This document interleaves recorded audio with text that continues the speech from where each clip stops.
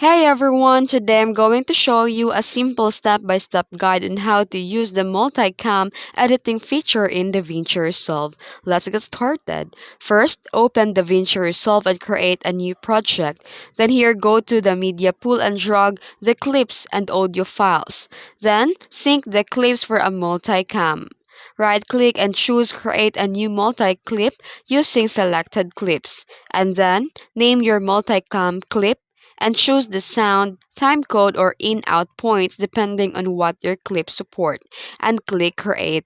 Then here, go to the edit page and drag the multicam clip into the timeline. Then here in the timeline viewer, click the icon with the four squares and you'll see all the camera angles side by side. And hit play, and while playing, click any angle to switch. Resolve will auto-cut that angle. And you're now live in switching between shots like a director. You can now move, trim, or change camera after the fact. And that's it. If you found this video helpful, don't forget to like and subscribe for more tutorials. Thanks for watching.